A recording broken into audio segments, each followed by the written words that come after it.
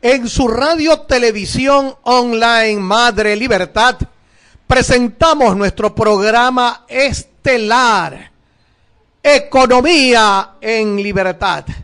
Para ello contamos con dos distinguidos economistas que con su sapiencia y conocimientos adquiridos nos van a orientar en temas tan trascendentes como son los de la economía ecuatoriana y mundial.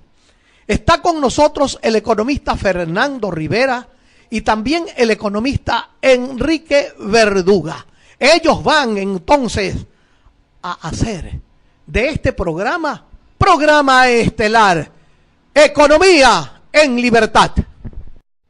En su radio televisión online. Pues ya se hizo público conocimiento y el gobierno incluso lo anunció antes de que saliera la sentencia en el juicio en el Tribunal Internacional de La Haya en el caso Chevron.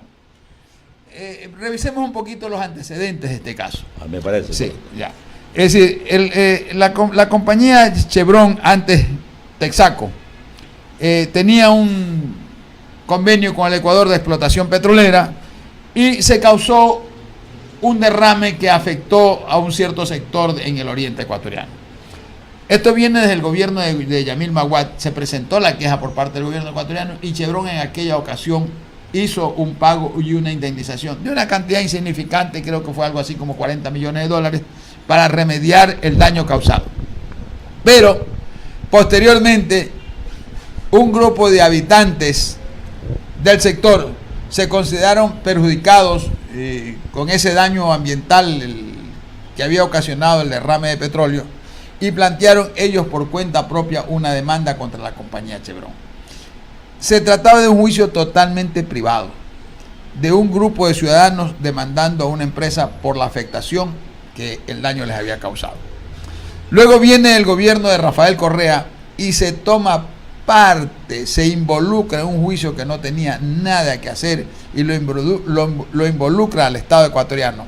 Y lo más grave es que con todo el fenómeno conocido de la metida de la mano a la justicia, el gobierno toma participación y logran en los juzgados ecuatorianos una sentencia favorable, obviamente a estos ciudadanos, una sentencia de algo más de $9.500 millones.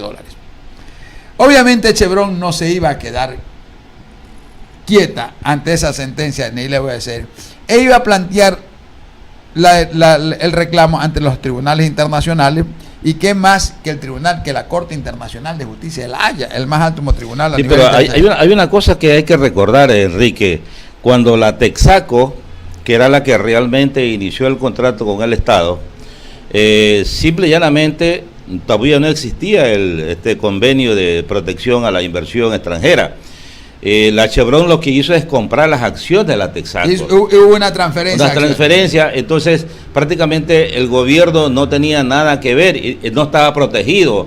Ahora, con tanto viricueto de tipo legal, tanto de aquí como de allá, se ha armado ya un problema bastante importante que afecta económicamente al país. A ver, pero el asunto es que, Fernando, es decir, tenemos que ser nosotros objetivos, claro. No actuar con patrioterismo. Claro. Es decir, el gobierno del Ecuador hizo el reclamo por aquello y en esa ocasión hubo la indemnización, que fue una indemnización insignificante, pero que el gobierno ecuatoriano la aceptó.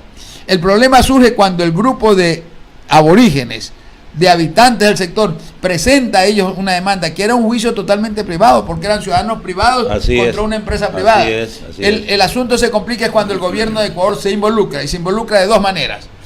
Por una parte, auspiciando el Estado ecuatoriano e involucrándose en lograr una sentencia en la justicia ecuatoriana, y por otro lado, promocionando una campaña sucia, digamos así, contra Chevron, el famoso caso de la mano negra de Chevron, que el Estado invierte dinero en esa campaña publicitaria, que en definitiva la justicia internacional no se va a dejar impresionar por publicidades. Lo que pasa acá también que realmente la Chevron aclara de que el fallo que se dio para que reconocieran $9.500 millones a los aborígenes, decían que se habían inclusive sobornado al juez que dictaminó.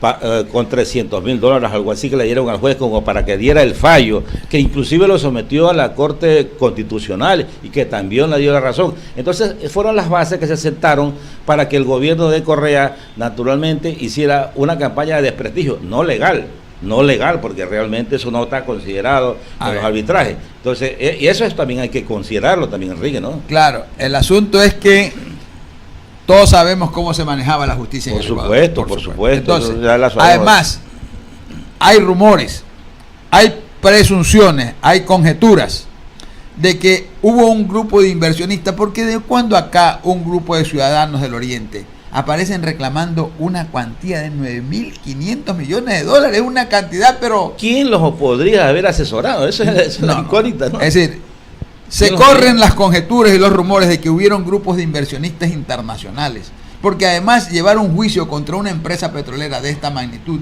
requería suficientes fondos. Por supuesto. Entonces, hubieron inversionistas, se dice, que auspiciaron y propiciaron a estos ciudadanos para tratar de llevarlas a la compañía Chevron, pensando que Chevron no se iba a defender.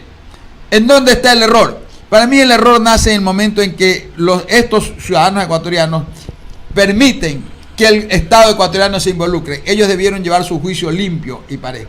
Aunque hayan sido auspiciados por gente que los haya financiado con la consigna de luegamente devolver con un lucro adicional esos dineros que se invertían. Pero se debió llevar un juicio totalmente independiente en cortes internacionales. En el momento que la traen a la justicia ecuatoriana, una justicia que estaba totalmente desprestigiada, entonces ya da a suponer una serie de situaciones anómalas. Por supuesto. Y entonces Chevron se defiende de eso, se recoge de todo esto, lleva una serie de evidencias de la involucración del Estado ecuatoriano en el resultado de esa sentencia, y va y la impugna y la apela ante la Corte Internacional de La Haya. La Corte Internacional de La Haya, pues, sentencia a favor de Chevron. Ahora, ¿qué es lo que va a pasar? De acuerdo a lo poco que he podido recopilar de información, la sentencia en parte dice que hay que restituirle a Chevron por el daño moral que se le ha causado. No está cuantificado ese monto todavía. No. Pero eso va a ser de centenas de millones de dólares. Por supuesto que sí. Pero también da a entrever la sentencia que le van a endosar la sentencia de la judicatura ecuatoriana, de la justicia ecuatoriana. La sentencia se la van a endosar al Estado ecuatoriano. Entonces ahí va a surgir un conflicto. Va a ser, Chevron se lava las manos porque ya tiene la sentencia favorable. Hay que cuantificarla. En la segunda parte de la sentencia, que es la cuantificación, va a decir que esos $9.500 millones que la justicia ecuatoriana le sentenció a los aborígenes en contra de Chevron, que sea el Estado ecuatoriano que se la pague. Entonces va a venir un conflicto en la justicia ecuatoriana en que el Estado ecuatoriano le va a deber a esos aborígenes esos $9.500 millones. O sea, que creo que nunca se van a pagar. Eso no se va a dar nunca. Además, realmente, pero va a ser una deuda interna, por supuesto, contabilizado como una deuda interna a ciudadanos ecuatorianos. Además, mira la situación económica del país como está, que está haciendo un sinnúmero de esfuerzos para recaudar dinero, producto propiamente de lo heredado. ¿Cómo va a poder asumir $9.500 millones a los aborígenes? Le crea un conflicto interno, político, por supuesto, porque le da cierta visos de inestabilidad al no ser atendido, porque claro, los indígenas tienen derecho, porque el daño realmente existió, la afectación totalmente eso existió. Y la reparación no se ha hecho. Y no se ha hecho la reparación. Porque también habría que averiguar qué pasó con esa indemnización que dio la Chevron, la móvil, cuando era... La Texaco, cuando dio un fondo para remediar, ver si esos fondos se invirtieron en lo que debieron invertirse. No nos olvidemos que en esa época, hace alrededor ya de 15, 20 años, cuando era en el gobierno de Yamil Wawad, existía la ley de... cuando uno hacía uso de fondos diferentes, que la ley de... tiene un nombre de uso indebido de fondos de una partida a otra, ¿no? Así es, claro. Así es. Entonces, hay que ver si es que hubo o no hubo ese uso de fondos en otra partida. Cosa que no haya antecedentes, inclusive tendrá que investigarse eso, porque realmente el problema ahora se le arma al gobierno, que claro, dice, se trasladará lo que establece la Constitución, el derecho de repetición, es decir, le encausa al expresidente Correa el pago de esa indemnización, una cosa que tampoco sabemos que no se va a dar nunca. Ese es otro asunto. Ese es otro asunto. Yo como veo la figura va a quedar es, la sentencia de la Corte de La Haya va a decirle, a ver, el pago que le habían puesto su justicia ecuatoriana a Chevron, páguelo el gobierno ecuatoriano. El gobierno ecuatoriano va a exigir el derecho de repetición. Los indígenas le van a reclamar al gobierno que le pague los 9.500 que sentenció el juez de allá de Sucumbíos. Y el gobierno ecuatoriano le va a decir a los indígenas, ¿sabe qué? Esperemos que se lo cobremos al señor Correa y se lo vamos a cobrar al señor Correa y esperen que el señor Correa los pague. Pasarán muchos años. Pasarán muchos años. Muchos años. Entonces, pero lo que sí va a haber que pagar, porque la sentencia va a traer una indemnización a Chevron por el daño moral, que esperemos de cuánto es, que todavía no está cuantificado ese monto. Y hay que ver si la economía nuestra aguanta. Es que tendremos que pagar, porque si hay una sentencia internacional que pagar, sí, como se han pagado una serie de sentencias. Pero nosotros estamos viendo en este instante que realmente el gobierno está haciendo tantas maniobras para recaudar dinero, que el valor que se estime, que debe ser centenas de millones, por supuesto, de dónde los va a sacar el gobierno para poder cubrir. Tendrá que volverse a endeudar, porque la recaudación es difícilmente. Es que el endeudamiento va a seguir vigente. Es decir, sí, pero en mayor cantidad. La reforma de la ley la mayor cantidad tendría que ser para poder compensar esa indemnización que naturalmente Chevron le va a querer. Ahora, naturalmente todavía no está definido, porque se dice 90 días, dice el procurador, le escuché hablar, que hay 90 días y todavía hay que investigar en qué nomás se ha gastado la plata. No, el gobierno ecuatoriano va a apelar y utilizar recursos, pero que la sentencia finalmente va a ser que tenemos que pagar, va a tener que pagar. Bueno, yo lo creo que hace es trasladarse, claro, posponerse el pago. Lo que pasa es que yo creo que inclusive me atrevería a pensar de que ni el gobierno actual alcanzaría a poder cubrir. Eso pasará muchos años. El gobierno utilizará 1000 recursos que tienen ciertas las instancias legales y apelará y buscará otra forma y la irá prolongando, la irá, como se dice vulgarmente, echando la pelota para atrás. Y yo creo que más bien está tratando de justificar desde el punto de vista político, de achacarle al gobierno anterior este problema. Es que fue causado por el gobierno. Yo sé, pero para defenderse hasta que termine el periodo de Lenin, sin lugar a duda, tendrá que trasladarse, porque hoy yo lo escuché al procurador decir cuánta plata se ha gastado en publicidad, que a la final fue un engaño a la ciudadanía. El otro día también salió Páez a decir también que él tiene documentos en donde realmente el gobierno despilfarró cualquier cantidad de dinero con tratar de convencer a la población de que realmente el Ecuador tenía el derecho de reclamar, de no pagar esa indemnización, y que ellos más bien tenían el derecho de pagarle a los indígenas los 9.500 millones. Y ese es lo que está en este momento en discusión. En todo caso, estaremos a la espera de ver cuál es el resultado de la sentencia, de la cuantificación de los valores y cómo lo va a enfrentar el Ecuador y cómo va a ser el ESL. Hasta tanto, seguiremos esperando. Por supuesto que sí. Nos vamos a una pausa y retornamos enseguida.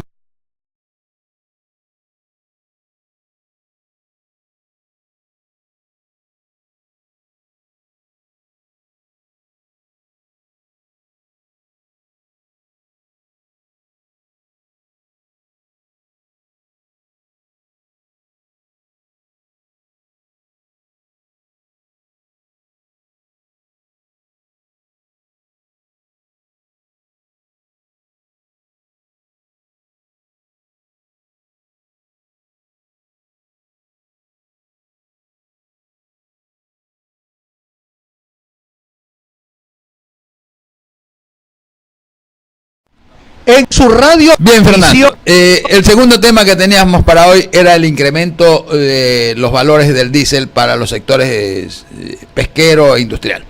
Es decir, el gobierno ya lo había anunciado cuando subió la gasolina, la gasolina super, que se estaba haciendo un estudio de sectorización para el incremento del precio del diésel.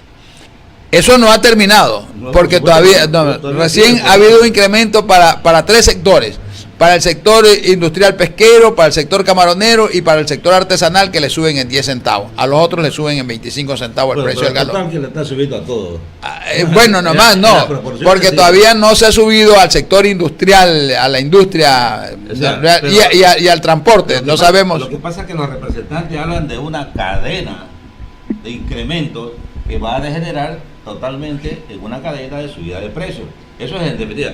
Sabemos que realmente hay para un segmento de la producción un incremento X, hay otro, pero al final es una cadena que naturalmente no puede estar desligada una de otra, porque sin lugar a duda el incremento se va a dar en cada una de ellas. Bueno, pero el incremento que ha habido hasta el momento en el precio del diésel son a sectores productivos exportadores, que eso lo que va a afectar es a la utilidad y a la competitividad de estos productos, de la pesca y del camarón en los mercados internacionales, que son a su vez los que generan las divisas que el país requiere. Hasta este momento en costos internos no, porque son productos de exportación, la pesca y el camarón, lo que se consume aquí es muy marginal del volumen de pesca y de producción camaronera. Así es. Lo que sucede es una cosa que, ¿cuál es la posición del Ecuador? En este momento buscando mercado en el exterior, y se habla mucho de que realmente la pesca tiene gran aceptación en el mercado asiático, por supuesto, porque los mercados europeos y americanos. Americanos naturalmente tiene aceptación, pero aquí los mercados colombianos, peruanos y chilenos no, porque ellos también son productores y exportadores. Son competidores. Entonces naturalmente le va a afectar. Ahora, ¿cómo es que realmente en las conversaciones que se van a dar, porque se siguen dando las conversaciones para ver cuál es el impacto a que a fin de año va a tener el incremento, afecta o no la competitividad, que es una de las partes más vitales que está buscando el Ecuador para tratar de poder captar mercado, porque necesita ingresos de divisa? ¿Qué es lo que está sucediendo, Enrique? Si nosotros hayamos superado el caso de la Chevron, por supuesto, y eso también atrofia un poco el hecho de que el mercado internacional le dé credibilidad al país, porque si la parte de la justicia no se la respeta y no se lleva a cabo tal como se establecen los convenios, ¿qué respaldo va a haber cuando tengamos este problema que está pasando en este momento de los incrementos, donde realmente vamos a tener que competir? Entonces, discutir con un país que no respeta nada, eso también es un riesgo terrible, Enrique. Claro. Es un problema serio. Claro, no, el asunto más que nada, hay un adagio, Fernando, tú debes recordarte, siempre se nos dijo a nosotros en las clases de economía, que en el mercado internacional se compiten con dos elementos, calidad y precio. Así es, así es. Y entonces, el problema es que al momento en que se incrementa uno de los rubros del costo de producción, es decir, el producto de exportación se ve encarecido, aunque sea mínimamente, aunque sea centavos. Porque es un agregado más. Es un agregado más. Claro. Entonces, ¿qué es lo que pasa? También los volúmenes de consumo de diésel del sector pesquero son grandes. Entonces, todo ese costo adicional que va a traer el incremento del precio en el diésel es un costo adicional al producto exportable que le va a restar un poco de competitividad. No sé hasta qué punto el sector productor lo pueda absorber, y en cierta medida va a tener que absorberlo, porque no va a poder trasladar ese incremento de precio al precio internacional, porque si no pierde competitividad. Entonces viene el otro factor, se resta rentabilidad al inversionista. Y nosotros sabemos que también hay otro principio económico: nadie invierte para perder, nadie compra papas, como se dice realmente, para vender papas. Se invierte grandes sumas de dinero que requieren los sectores pesquero y camaronero. O sea, hacen grandes inversiones para obtener una rentabilidad que vaya en relación al monto de la inversión. Y si esa rentabilidad se ve reducida, bien, los sectores que ya están produciendo pues tendrán que mantenerse ahí, pero no va a haber estímulo para nuevas inversiones porque la rentabilidad se va a reducir, dado el incremento de costo de unos de los elementos de la producción. Eso, sin lugar a dudas, también se va a reflejar en el empleo, porque naturalmente yo no sé cómo va a ser el gobierno para poder identificar a la pesca artesanal, porque la pesca artesanal es bastante numerosa y vive prácticamente del diésel. Es algo que se gana, no se gana en grandes cantidades, y es un área prácticamente sumamente riesgosa, porque los asaltos, los crímenes en alta mar, todas esas cuestiones, la pesca indiscriminada que existe de parte de China, de Japón, que vienen y meten barcos industriales que absorben prácticamente los bancos de pescado, se les llevan. Entonces el Ecuador sí tiene que naturalmente fijar que el precio, sin lugar a duda,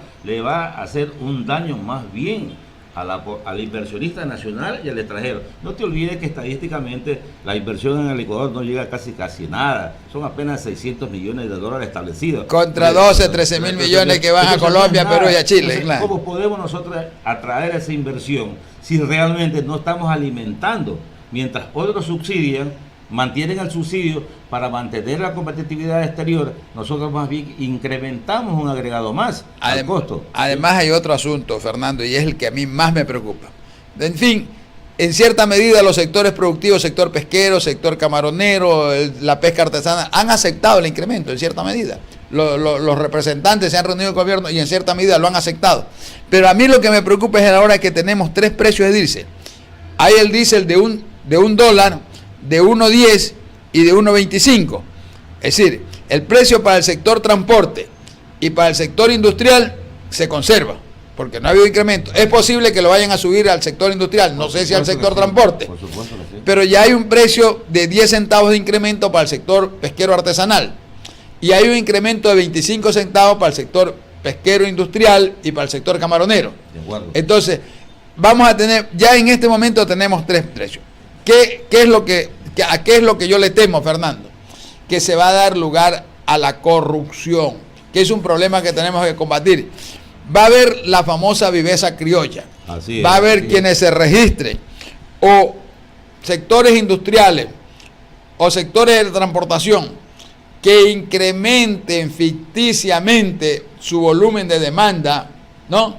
Y entonces ese excedente lo van a vender a los otros sectores con un recargo de 10, 15 centavos, 5 centavos, y entonces los unos obtienen un diésel de menos valor, en vez de los 25, van a pagar 7, 8 centavos, que es el costo de la corrupción. Y eso nosotros sabemos que es difícil controlar. Eso es difícil, casi imposible, y va a dar lugar a eso, Por eso yo sostenía la teoría de que si va a haber un incremento, se le incremente por igual a todos los sectores. Sí, estamos de acuerdo en eso, porque realmente para que todos se sientan, si es afectación, naturalmente sea equitativa. Pero no se le puede dar a un sector, como tú estás bien puntualizando, un valor, otro valor, porque sin lugar a duda aquí va a precisarse el hecho de que nosotros queremos combatir la corrupción y realmente lo que estamos haciendo es alimentarla. Estos elementos dan pauta para la corrupción. Ese diferencial de precios va a ser mal utilizado. Son sectores que demandan bastante cantidad. Volúmenes millones de galones de combustible. Claro. Que en una cuestión de 5 o 10 centavos estamos hablando de cantidades de centenas. Son 61 millones de diésel que se importan. Imagínate tú, ponle cualquier cantidad de centavos que se gane cualquier fulano ahí para especular. Es una millonada, que no es difícil controlarlo, porque el gobierno, ¿cómo puede controlar estos espacios? Claro, es decir, esa es mi preocupación. No, sin lugar a dudas, es una preocupación general. Que el momento que para un producto se mantienen diferencias de precios, eso va a dar lugar a la viveza criolla, como se dice comúnmente, y va a dar lugar a actos de especulación. Y está pasando con la gasolina, que muchas dicen que ya no compran la super, porque no es rentable. Es una presión que están haciendo los distribuidores. ¿Por qué? Porque el gobierno, sin lugar a dudas, ya tendrá que tomar cartas en el asunto, en el sentido de saber que, bueno, ya no traigamos esa gasolina, porque sin lugar a dudas no hay demanda. ¿Ya? No, es que la gasolina extra la van a subir. Yo creo que vienen haciéndolo progresivamente. Claro, pero esa es la estrategia, eso es la estrategia del gobierno que está asumiendo en este momento, el hecho de que en un momento determinado va a haber inclusive hasta una reacción popular. Ese es el riesgo que puede correr el gobierno. Por eso son los últimos sectores en tomar el incremento de la gasolina corriente o eco, gasolina eco, y el incremento del diésel para la transportación. El momento que esos dos sectores se les incremente el precio del combustible, eso sí van a incidir directamente en el sector popular, y entonces es donde puede venir la reacción. Entonces el gobierno, ¿qué es lo que viene haciendo? Una estrategia, al fin y al cabo, bien pensada, ¿no? Primero aceptando y creando una conciencia ciudadana de que ya estos sectores aceptaron, a esto se les subió, y finalmente le subirán al otro que tendrá que pero no te olvides que la conciencia ciudadana está bien clara, el ciudadano sí lo tiene bien definido, porque el gobierno le está tratando de sacar dinero al pueblo, pero no recupera lo que le llaman los robados. Entonces, esa es la conciencia que tiene claro el pueblo, es decir, estamos pagando, y por eso estamos arrumando el hombro, se va a recaudar dinero y por eso es que aparece la viveza criolla, de la diferencia de precio, de utilizar el precio más barato para en exceso. Todo eso se va acumulando, te voy a decir una cosa, y eso es terrible porque tendrán que llegar a una equiparación de precios, porque si no, dará pábulo a la corrupción. Sí, en todo caso... La corrupción es una de las cosas que realmente nosotros sí tenemos que señalarla siempre en los comentarios económicos, porque mira, aunque sea un caso aislado, el hecho de que realmente ya ha venido los tranvías a Quito, sabe que el alcalde de Quito parece que está un poco involucrado en un asunto doloso. Y fíjate la manifestación que hubo, no para destruir, sino para desprestigiar prácticamente la alcaldía, pero porque realmente hay alguna seña que ya se está dando, como ya se dio a conocer el hecho, y perdona que me salga del tema, que a Correa ya lo han involucrado en el asunto de Odebrecht, como parte de un delitos organizados. Es decir, es una cosa que ya el pueblo lo tiene latente, pero lo quiere desconocer por decisión del gobierno, porque el gobierno no hace un pronunciamiento categórico y señala prácticamente los culpables de esto. Entonces el pueblo sigue aguantando esto, lo que estamos nosotros comentando. Sí, que es necesario, sin lugar a dudas que es necesario, pero ¿hasta cuándo arrimamos el hombro? ¿Hasta cuándo vamos a soportar? Eso es lo que se pregunta el pueblo. Esperemos ver, el gobierno dice que está dialogando con el sector industrial, con el sector de la transportación. Esperemos ver cuál será el incremento y cómo quedarán finalmente los precios en esos sectores. Por supuesto, no vamos un cortecito sin antes recordarle a toda nuestra audiencia que estamos siendo transmitidos a través de las redes sociales de Facebook, Twitter, Instagram y YouTube.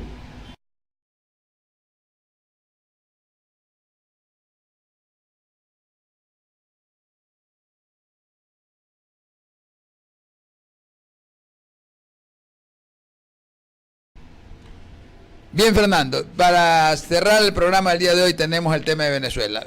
Bueno, en Venezuela hay tantas cosas que hablar, pero siempre hay que hablar. Lamentable lo que pasa el pueblo venezolano, la dura situación que pasa, pero mira tú, de última hora, el presidente Maduro y Diosdado Cabello, pues los dueños de los dictadores de Venezuela prácticamente, porque es una dictadura bipartista ahí, junto con la familia Rodríguez, la vicepresidenta y el hermano de él que... es una familia, sí, es una familia. Tipo cubano, eso, tipo cubano. Queriendo hacer una burla y una mofa de la inmigración, han dicho de que todo eso es especulativo, que es un bluff publicitario, que no es tanta la migración venezolana, y en contraposición anuncia de que ellos tienen una población inmigrante significativa de países latinoamericanos. Según Colombia, pues hay unos 200 o 300 mil colombianos en el gobierno colombiano, pero Maduro dice que hay 1,5 millones de colombianos en su país. En fin, y que en todo caso, pues como se oye hablar de que hay acciones de los gobiernos para ver cómo se soluciona este problema y se atiende a los inmigrantes, él va a cobrar. Él va a ir a cortes internacionales a demandar a los gobiernos de Ecuador, Perú, Colombia, para demandar un pago y una indemnización por la cantidad de habitantes, de pobladores de esos países que habitan en Venezuela. ¿Qué te parece? Es una cosa de reírse, porque sin lugar a dudas, este hombre, yo no me explico que por antecedentes personales de él fue un chofer de un colectivo, que no es nada malo, por supuesto, ¿no? Así es. Pero llegar a la altura que ha llegado, sin ningún nivel cultural que realmente pueda considerarse relevante, se atreve sin lugar a duda a poder mancillar la soberanía, porque eso sí es mancillar una soberanía, porque los gobiernos lo que están haciendo simplemente es receptarle las versiones que a través de la cadena internacional hacen ver de que este señor está pidiendo una indemnización.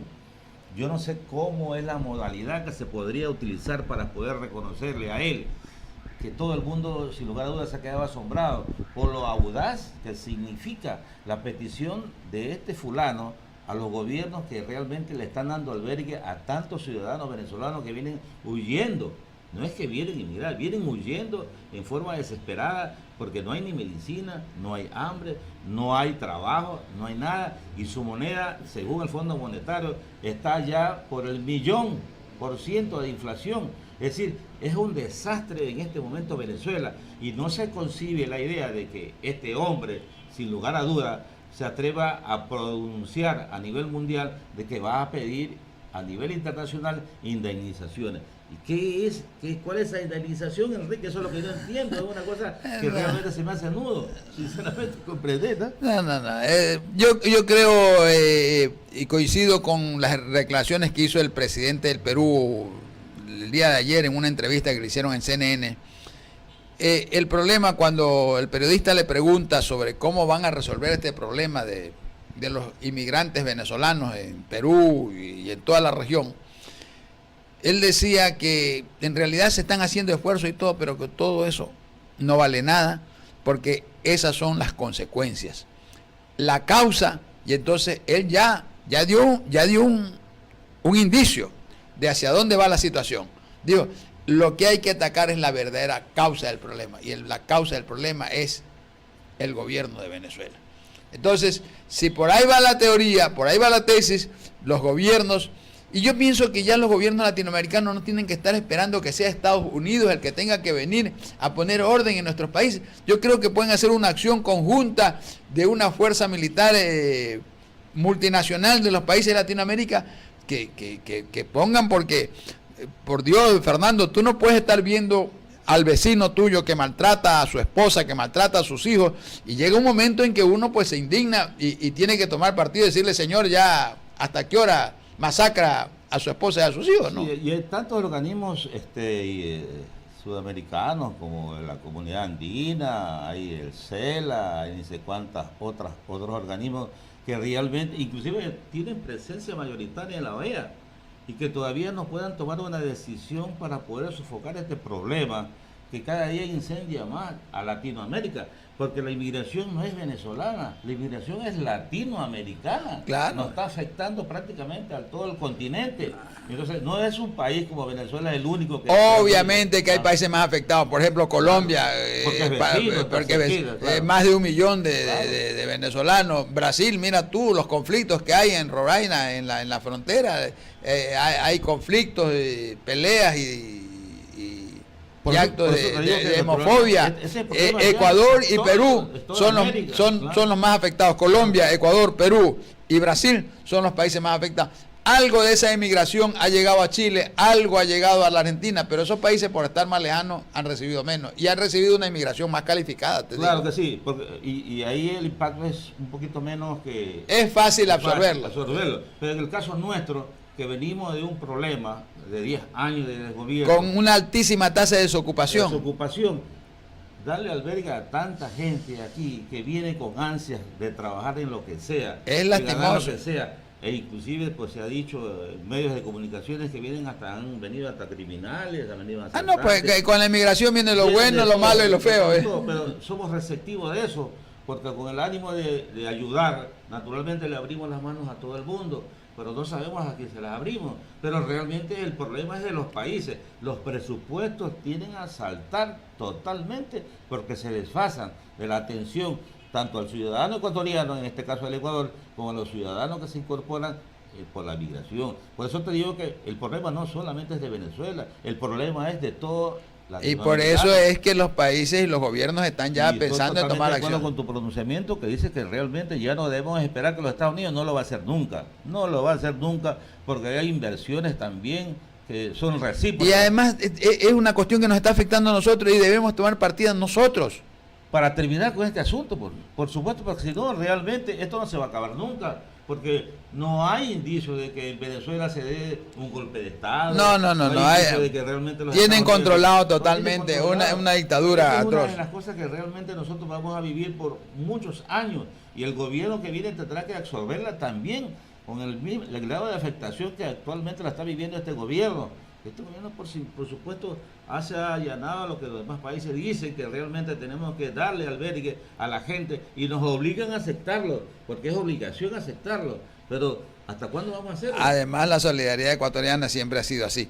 En todo caso, pues yo espero que ya los gobiernos sientan el clamor popular, porque yo creo que en toda la población latinoamericana, especialmente la colombiana, la ecuatoriana, la peruana, la brasileña, que son las más afectadas, las que más están sintiendo el impacto de esta emigración venezolana, tomen acciones en beneficio y, como decía el presidente Vizcarra del Perú anoche, a lo que hay que atacar es a la causa, y la causa es derrocar ese gobierno. ¿Cómo se lo derroca? Pues fuerzas internas no lo van a poder hacer. El pueblo venezolano hizo millones de manifestaciones, peleó en las calles y fue masacrado. Fue como 400 muertos, hay el cantidad saldo, de muertos y lo todo. mismo está Es decir, una dictadura feroz dispuesta a mantenerse a sangre y fuego. Criminal. Entonces no queda sino con otra fuerza militar latinoamericana. Criminal y saqueadora. Bueno, con esto creo que hemos terminado nuestro programa por el día de hoy. A través de Madre Libertad, el programa Economía en Libertad, recordándoles a todos nuestros televidentes que estamos siendo transmitidos por todas las redes sociales, entiéndase, Twitter, Facebook, YouTube e Instagram. Hemos presentado en Madre Libertad, su radio televisión online, el programa Economía en Libertad. Esperamos que haya sido un programa que satisfaga sus aspiraciones de introducirse en el mundo de la economía. Para ello hemos contado con dos distinguidos economistas, Fernando Rivera y Enrique Verduga Vallejo. Les decimos hasta la próxima, amigos.